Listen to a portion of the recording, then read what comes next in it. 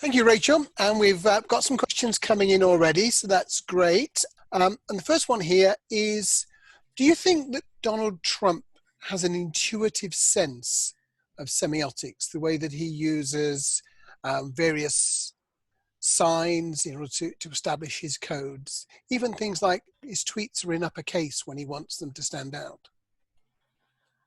I think that Donald Trump is giving a great demonstration of what most people can do.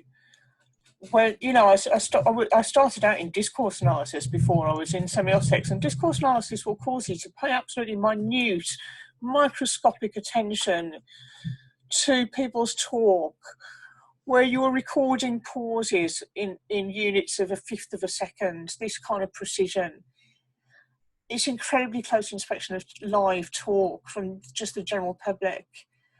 And it's quite astonishing how skilled and adept people are, how quickly they're able to sense the requirements of the situation they're in, how swiftly they're able to choose just the right words or the right phrases or the right way of telling a story that will meet their needs on that occasion of speaking. Even no matter how limited a vocabulary they might have, it doesn't matter if they've been to university or not. You know, you could just the average person. Trump is one of those people. Turns out to be highly adept with semiotic signs, and I think this is part of what makes semiotics so fascinating, and it's also part of the reason why brands need to be taking this stuff seriously, because even your most uncomplicated customers can do it for themselves.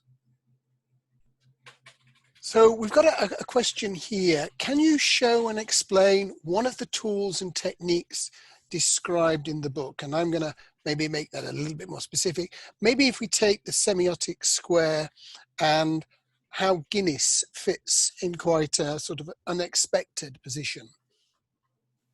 Yeah, there are quite a. I mean, I hope that the whole book is packed with showing and explaining. I mean, it's been kind of a mission while I was writing it, you know.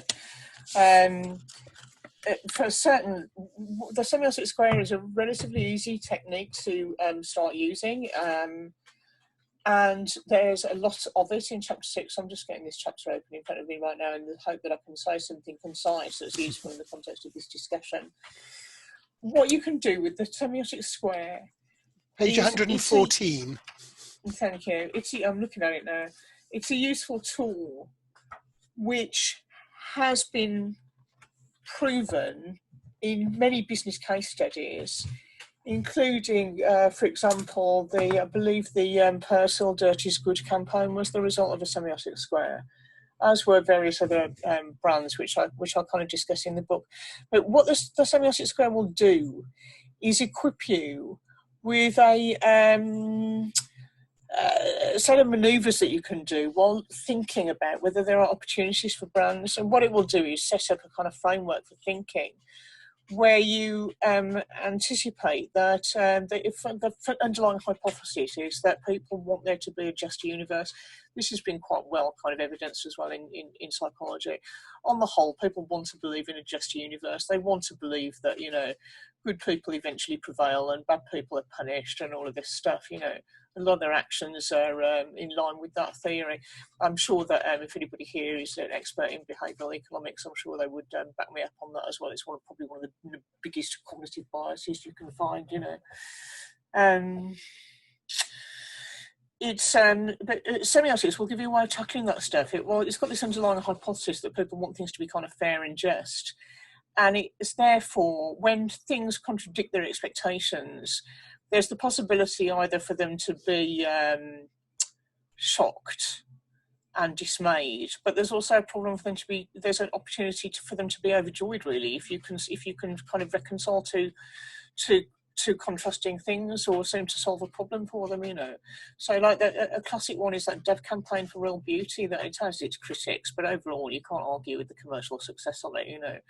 And so what it does is contradict this expectation which has been set up in culture and ingrained over centuries, which is that, you know, in a just universe, good things would be beautiful so that you could recognise them, and bad, evil things would be bad similarly, so that you could be able to see them coming, And so what that has meant is that we've kind of, in many cultures, including the one I'm a member of, we kind of revere and venerate beauty, and then we're routinely dismayed when we find that it doesn't go hand in hand with having a good character, And so the insight of the Dev campaign for Real Beauty was that it recognised that reality often disappoints and confounds people's expectations, and therefore there's an opportunity for a brand to step in and say, hey, reality is beautiful, and if you've got wrinkles or you're old or fat, or all of those things, by the way, then you're every bit as beautiful as you need to be. You couldn't be any more beautiful, that type of idea. So this is very semiotic thinking, So that actually, branding is full of this. It's just that it doesn't necessarily have much of a name, So what we've got here is a technique that's been proven in a lot of different business situations, where a bit of semiotic language and procedure will enable you to get results consistently. I hope that's of some help anyway. Was that making any sense? Yes, absolutely. So moving along now, we have someone who's concerned, to what extent can we run these analyses, the top down or the bottom up, without having previous academic background? And to what extent do we need the help of an expert at some point? Yeah, great. I would love to talk about that. My ambition is that people who want to, people like the group assembled here today, right? If you're interested enough to generously give your time to listen to this podcast, and I assume that you want to do semiotics, and my ambition in writing this book was to make that possible for you without the need for you to go off and do advanced degrees and postgraduate degrees in it and things like this, if you can even find one, That said, you will, once you get seriously into semiotics, I think I said in the book somewhere, it's a bit like cooking, When you first start out in cooking, you need a good all-purpose book of instructions, which this one is, right? This is a good all-purpose how to cook book. It'll tell you how to make a plain white sauce. It'll equip you with all of these basic techniques. The day will come, probably sooner rather than later, where you don't need this thorough but basic cookbook anymore. You will have developed a hunger for researching topics that are particular to you, and you will have developed a nagging urge to pursue various kind of theoretical questions, like, for example, theoretical questions about what do we mean when we say power, there's that whole debate in semiotics about that is really worth getting into, So at that point, that's when you're probably going to want to start of your own volition, just reading a bit of sociology or some literary theory, or just reading essays of Roland Barthes, or whatever it is that interests you, okay? Anthropology or cultural studies, or there's almost nothing you can read that's not going to help, So there will come a certain point where you start to read academic social science and humanities and things like this, and I think that's natural. It's not something that you need to do. It's going to be something that you do because you want to. But that's not quite yet. If you're just starting out with semiotics just now, you don't need to worry about this just yet. Do the basic cookery course with me, okay? When you know how to make a white sauce with, one hand tied behind your back, then you can go on and start having a fabulous time amongst academic social science and philosophy. So we have a query now about chapter 6, and part of your introduction, Rachel, you mentioned that you're playing around with the scale of things, making them bigger or smaller. But the questionnaire couldn't find a reference to that in chapter 6. So maybe you can just explain a bit more about using scale. Yeah, thank you. I would love to talk about that. And thank you for the question. It is, I definitely included this in the book. I might have misquoted the chapter. It'll most likely come up next week. Let me just quickly say what it is anyway. It's an incredibly helpful thing to do. It's a very semiotic way to break out of your normal thinking about things. If you want to understand what something means, like, let's take something really banal, like deodorant. And your wealthy FMCG client has come to you and said, we want you to use your semiotic powers to tell us what deodorant means, because it might give us some ideas for new brands. And one very practical technique that you can use, and semiotics is full of these practical maneuvers, is for starters, go out and buy like a normal size can or stick of deodorant and keep it on your desk, right? And then let's just do some thought exercises. You can even like do this in Photoshop or something if you really want to get a good effect. Take that little bottle of stick deodorant and blow it up to like 80 times its normal size and try placing it in a few different contexts. This is where Photoshop is going to come in handy. Take your gigantic bottle of deodorant and stick it in Times Square or in a municipal swimming pool or something like that and see what kind of meaning results. And then the other thing you can do with that deodorant is shrink it down to a tiny, tiny fraction of its normal size until it becomes almost microscopic. And inspect it to see what the result is. Is it now similar to other objects that don't include deodorant? Has it increased in value? In general, things increase in value as they get smaller. So it's you're soon getting into the world of like looking at miniature art and things like that. So if you want to know what something means, altering its proportions can be a very quick, very handy technique for causing you to think new things. It can cause little plastic replicas of grocery items to become collectible and almost precious objects. And conversely, blowing things up in some ways causes them to become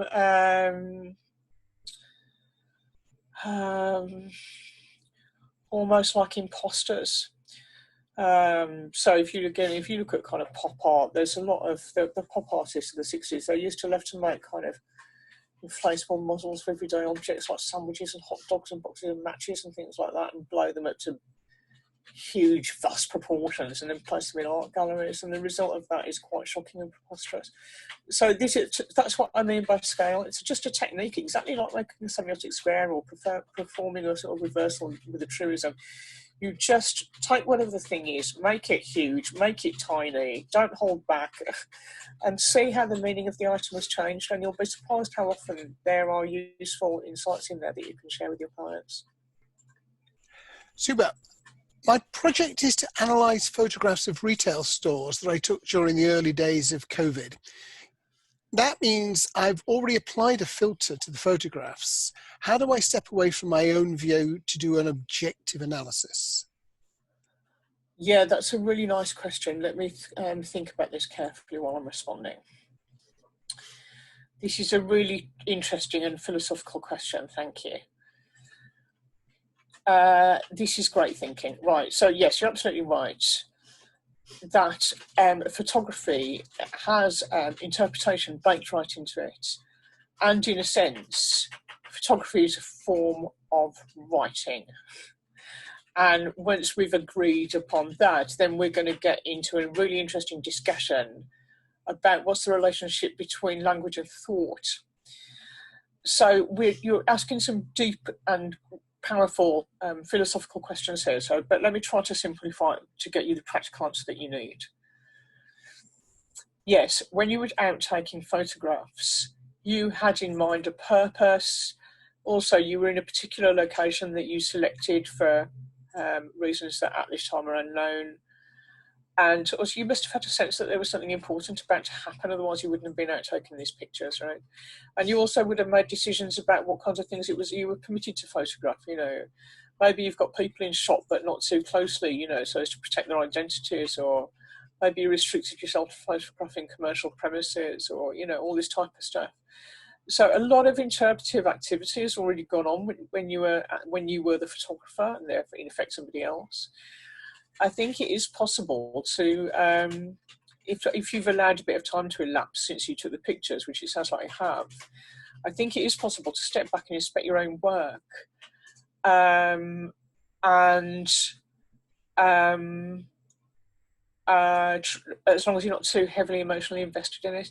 If you find that you are very emotionally invested in your own photographs for some reason, like for example, let's say you had a collection of photos that included pictures of your elderly parents or something like that, right? Or children, or something that had great personal meaning to you. That's when you're going to find it difficult, but you can tackle that type of situation. If you feel that you do have an emotional investment in your data, one way to tackle it is to supplement your data set with photographs that you source from elsewhere. So if you were to go on something like Google Images or Flickr or something like that, or even Unsplash or Adobe Images, there probably will be a lot of photos that you can access fairly easily of store closed shop fronts and notices about coronavirus. And you can introduce that into your project as a kind of secondary data set, because with a bit of luck, the semiotic signs and codes that you see in your own photos should be replicated in the external data set. Or if they're not, if there are some significant differences, then that is definitely a research finding that's worth exploring. So hopefully that would be some help. So we're coming back to politics and the innate sense here. And so lots of politicians appear to have an understanding of semiotics. Do you think it's an inborn trait that some people have? Or picking up on what you said a few moments ago, is it a trait that most of us learn to some extent? I think it's a trait that everybody has to some extent, but also the fact that some people are better than others, in the sense that some people just seem to be able to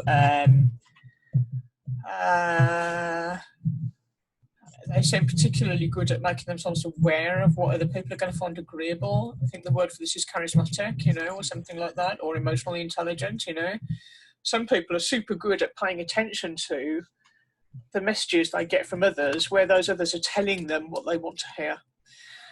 And so some people are good at that stuff. But in general, I would say that, as in line with my remarks earlier, people in general are really, really good at finding the right semiotic signs to suit the moment. And then also, for those who aren't great at it, thank goodness for the marketing industry.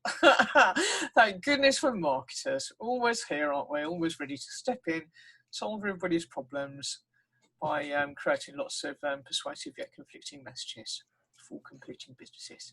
Super. We've got quite a lot more questions, so I'll move on a second. But we're picking a bit of rumble on the microphone occasionally. I don't know if if it's catching on your hand. Sorry to hear that. Okay. Yeah, that noise there.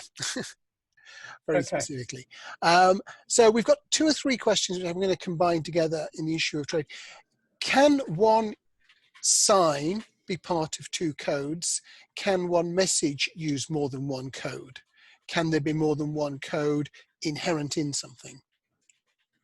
Yeah, yes, and yes, all of those things are true. Yeah, sometimes you do find a semiotic sign will be used by different codes in different ways. So, for example, if we wanted to look at the political situation in the US, the sort of discourse that goes on amongst supporters of these different parties, they're probably both quite big on freedom, I would imagine. I would think that freedom is probably a word that gets used quite a lot. Another one is choice as well. The US is a highly individualist society, isn't it? And of course the UK is quickly following in its footsteps. And so the idea that individuals get to choose their own destiny is really kind of baked into the culture, and is likely to be kind of hardwired into political messages that vary only in terms of what things like choice and freedom actually mean. Like, what is it that you have the power to choose, for example? So there's always going to be some of that. However, luckily for the marketing industry and for researchers, there are also semiotic signs which tend to be more exclusive to one camp or the other. So in conservative discourse, there'll be a lot of talk about things like tradition and also respect for authority and respect for your elders and that sort of thing. And having a character or backbone, this type of language.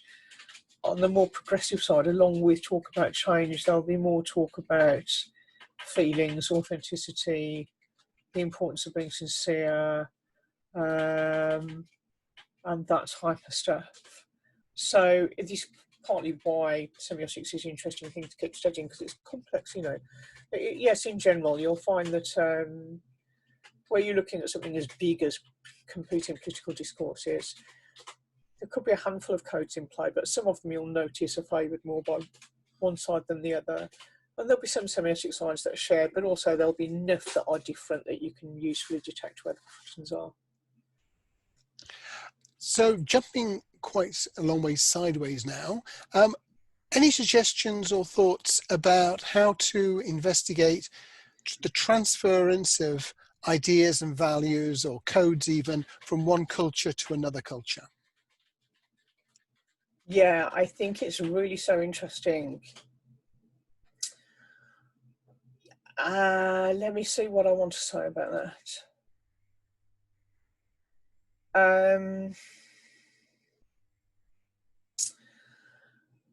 Cross-cultural fertilization happens all the time. So it really noticeably happens in brands, for example. So I'll often work on sort of beauty and fashion brands and things like that. And they'll say, oh, well, we want to expand into this new market. So we're going to make some stuff. We want to make our products look more Malaysian, let's say, so that they can be successful in Malaysia. And there's still some merit in doing that, because people do have different tastes in different parts of the world. But also, consumers being who they are, they love anything that the next person has. You know, they love anything that's a bit exotic, or, you know, I'll have what she's having type of scenario. You know, so with the result that people, consumers in different countries, can be quite avid consumers of cultures that are not their own. You know, I think part of the as part of the whole kind of Black Lives Matter discussion that's taken place recently, there's been quite a memorable slogan, if you like, that's been used, which says something like, if only America loved black people as much as it loves black culture. So I think we can see the truth in that phrase, which is that America does love black culture. It loves black music. It loves black athletic performance, and I guess all of the kind of cultural enrichments that African Americans bring to North American culture is really greedily consumed and absorbed. It's just that it doesn't necessarily translate into civil liberties for people. But I think what we can see there is that there is avid consumption of codes by people who originally were strangers to that code. And so, yes, they do travel around the world all the time. It's just really a case of being observant, and you'll be able to see it happening. You know, if things are traveling, it'll be visible. So it will help you actually to do this if you develop a particular category that you're interested in. You know, whether it's sort of pharmaceuticals or food or retail banking or whatever it is, and make a point of tracking that one thing, and you'll be able to see ideas moving around the world, and that'll soon give you the ability to say interesting things about where they're going. So picking up here on the reference to book and strapline, so talking briefly about linguistic structures, you mentioned book and you mentioned strapline. Can you explain what you mean in this context by book? Is it simply a longer text? But perhaps also just cover the word text, because it has got a slightly different meaning than we might come across it elsewhere. Yeah, I'm loving these questions, by the way. Thank you, everybody, for being so precise in asking me these questions. It's really encouraging. What do I mean by book? That's a great question. What do I mean by book? In this case, what I mean specifically is the physical object that's on my desk in front of me right now. So there's this physical object. It's kind of made out of paper. It's dark blue. It's got a bunch of pages in it, mostly writing and a few diagrams. That's what I mean by book. And from a semiotic point of view, that book is a text. Okay, so a text is any item which is composed of semiotic signs. So this is obviously full of words and diagrams, but also it's got a graphic design on the cover, and also it's got somebody made design decisions about its material dimensions, about the type of paper that it's printed on, about how it was bound, all of this stuff. I don't get consulted about any of this as the author, by the way. So there's a whole lot of design decisions by people that weren't me went into making this object. And all of these things are semiotic signs, and they're all available for being decoded. So when you are doing semiotics commercially, your client hands you stuff and says, can you take a look at this and decode it? They're probably not handing you individual semiotic signs. Probably they're handing you some text. They'll say, look, here's our most recent TV ad. That's a text, you know. Or they'll say, here's some web copy that we drafted based on what we saw our competitors doing, and that'll be a text, you know. So it's text can be big, like that could be a whole book, or they could be small, like a logo is a text, but then it'll have individual things within it, which are semiotic signs. And strapline, what do I mean by strapline? That's a great question. It's a question about the rhetorical power of language, isn't it? I guess in this case, what I mean by strapline is a single line of text which is appended to some object like a brand mark, which is treated as superior, where the strapline performs an explanatory function. There you go. How was that? Great. Have you ever been shocked, which is a lovely word, by where and how the bottom-up and the top-down analysis met? If so, could you share an example? Yeah, all the time. Do you know how,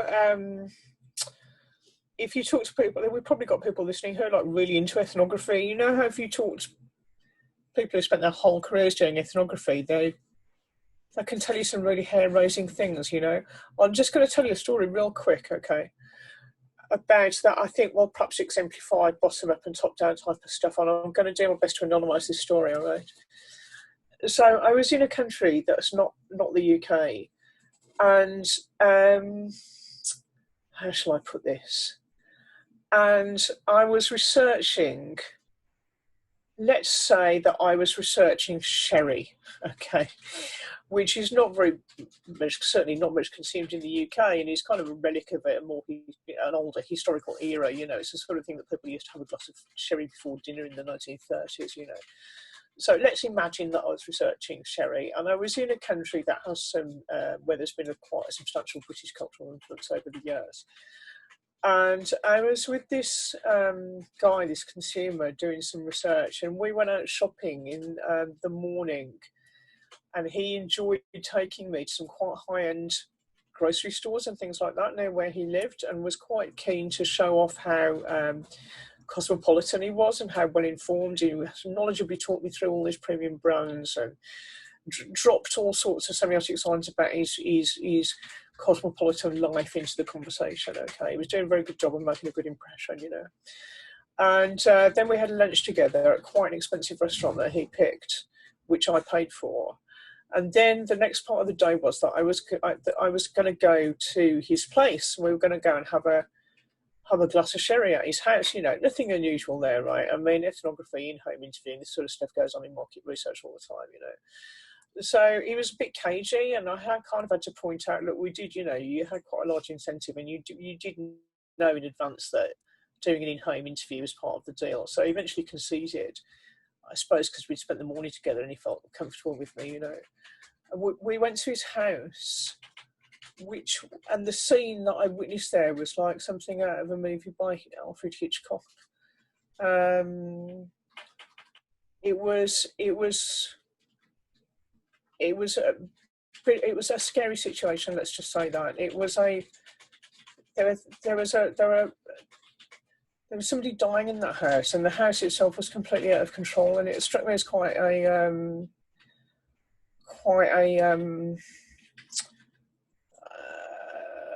fragile situation, you know. The house itself was in a state of kind of dereliction, you know.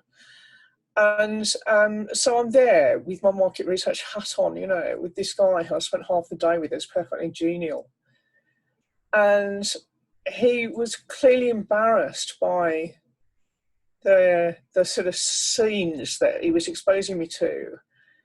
And he made a big deal out of getting the sherry out of the cupboard and dusting off the sherry glasses, which looked like they hadn't been used for a long time, and performed a sort of ritual of civilized behavior using this sherry and these sherry glasses as props. And we all know, you know, I knew before I went down there that sherry was a kind of a way for people to display how refined they are, and also a way to display adherence to traditional values and that kind of thing. By, you know, it's kind of old school elegance, isn't it? But what we witnessed at that moment was that he essentially turned out to be living in a way that was quite disenfranchised from, shall we say, from mainstream society. His home was not like other people's homes. And it was clearly an awkward situation for him, which he attempted to manage. So there's a lot of big, heavy top-down stuff going on there, which he attempted to, and quite successfully managed, by manipulating bottom-up semiotic signs, such as a bottle of sherry, a carafe, a pair of glasses that needed to have the dust washed off them. So you can sometimes see people and brands using semiotic signs to achieve very powerful effects, like to make painful and frightening realities disappear. There you go. I hope that's of some help. Okay, we are going to run out of time, so I'm going to bunch several things together, but also I'm going to suggest to people, there are one or two very specific questions, like, can you suggest a reference to do with colour? Can you suggest a reference to do with this? If the people asking those questions were to ask them again in the LinkedIn group, there would be slightly more time to answer those very specific things. But there are about 4 questions that come back to a topic we've already covered. So I'm going to come back to that because it's obviously very important to people. This issue about how do we get away from our personal bias? We already have a view about this. Should we be using reflexivity? How can I see beyond just my perspective? If I'm looking at 2 sets of sources, the dominant voice and the non-dominant voice, and I have a preference for one over the other, how do I tackle this? And maybe even the example we were talking about earlier. Yes, Ray, that's right. So this subject has come up before when you and I've been talking, isn't it, about this question about what do you do about your own bias? And I think I said at the time that for a semiotician, it's all very well, you know, if your everyday job involves just you looking at instant coffee and processed cheese and all of these things and socks and all of this innocent stuff, right, then you're going to have a happy life, okay? But if your interests and your work lead you in the direction of researching things like political topics on civil unrest, you're going to have some very tricky decisions to make. And you're going to have to think hard about whether you are the right person to be doing a semiotic analysis of whatever it is. If there's some kind of conflict or culture war or something like that going on, and you feel very passionately that one side of the argument is correct and the other one is flat out wrong, then you're going to have a difficult time doing semiotics. It's going to be challenging, and I would advise you to just maybe not do it, or at the very least, share the project with a colleague who's got a different point of view, because otherwise you're going to constantly run into this wall, which is your own preferences about the way things should be. Now, you may choose as well that if you feel very strongly that the other side of an argument are all terrible people and, you know, it hurts you to listen to the things that they say, and again, don't do it. But you don't have to do any of this research if you don't want to, you know.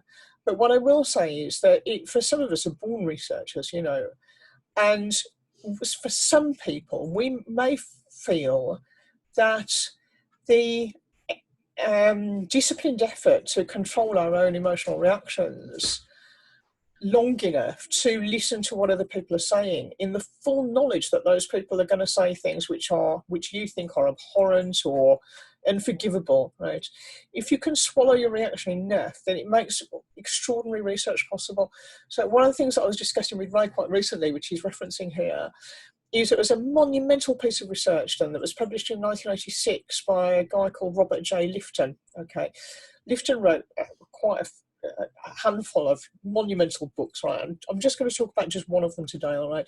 It involved this large, substantial qualitative interview study where he went out and found some Nazi war criminals, of whom there were still a few hanging around at that time, and interviewed them about what the heck they thought they were doing by being involved in all these atrocities in the Second World War, right?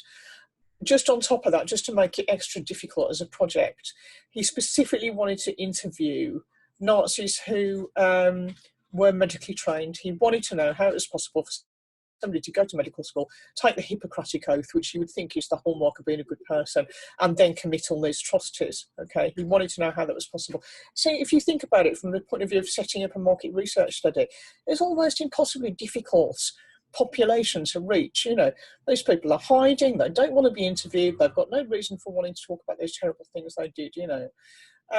So he, with great ingenuity, he set up his designed this beautiful study, which I would recommend anybody should read the methods chapter about how he did it, and got himself in this situation with these people, these old Nazis, and persuaded them to talk about these atrocities that they'd committed using their medical knowledge, which was an incredible achievement. And he made some astonishing discoveries about how these Nazis kind of defended their own self-image and how they imagined themselves. How did they think of themselves? He successfully answered this question: what did these people think they were doing? In order to do that, he knew they were going to say abhorrent things, and he had to be 100% certain that he could keep every hint of that off his face, so that he could persuade them to feel comfortable enough to talk and reveal their version of reality to him. Just to make things even more kind of tense, he's Jewish, and he didn't actually tell them this at the time of recruiting them into the study. It became apparent during these interviews that at some point during the interview, these people realised that he was Jewish. And for some of them, the emotional atmosphere or the tenor of the conversation changed. This is all very fascinating stuff. And I'm so glad that we have this research, because if we care about not letting World War II happen again, it's really important to know how people justified this to themselves. How did they make it okay? And that research would not exist without Robert J. Lifton. And it was only possible because he was able to contain and control and essentially erase his own emotional response at the time of doing interviews and at the time of doing his analysis. Not everybody can achieve that, and some of us, there's no reason why you should have to. So before you start interviewing Nazi war criminals, just think hard about what kind of research experience do you want to have. If something's too close to your heart, it's perfectly okay to say, actually, it'd be better if somebody else handled this one this time. And we're going to finish with an absolutely sort of saucepans and cooking example of the things that happen in the commercial world. What's a good way to combat clients who want to clutter messaging by putting in lots of words, images, etc., meaning that the message picks up a lot of noise? So they've taken your findings, they completely agree with you, and then they add in a lot of baggage. Any tips on how to push back effectively? Yeah, I think a lot of designers will have experience with this situation, I'm quite sure. I think what I would do in that situation is I would mock up a couple of contrasting examples of whatever it is we're trying to make. What is it? Packaging, let's mock up a few examples of packaging, or this ad or whatever it is. And we'll do a couple of versions where we've included everything that the client wants. We'll do a version where we've included everything plus some bells and whistles. And then we'll do a couple of versions that are a lot more minimalistic. Just, a principle of design, isn't it, is that you just strip out absolutely everything that's not needed until it really hurts. Just do that and then show them side by side with what their more sophisticated competitors are doing, and hopefully they'll see the light. That's what I would do anyway. I'm quite big on showing people evidence that they can evaluate using their eyes. I like to be as transparent as possible with semiotics. I think it benefits. That's a great answer. Thank you so much, Rachel. So, we've got through 90% of the questions. If you're in the unlucky remainder, please put those into the LinkedIn groups and we'll be able to get back. Specifically those that are very, very finely targeted at a particular question or whatever. It's much easier then for us to respond that way. Where are we now? We've got through chapters 1, 2, 3, 4, 5, and 6, and it's building to quite a crescendo. We are actually going to see, I was flicking through my Kindle version while we were talking, we will see the scale thing coming up when it talks about breaking conventions, Rachel. So we'll come back to that. And well spotted, the person who was listening so attentively. So we're back on the 2nd of July to look at what's in chapters 7, 8, 9, to hear how your projects are going along. And it's fantastic to hear so many of you have got projects underway. If you've got any questions, please do contact us. If not, stay safe, and we look forward to speaking to you again soon.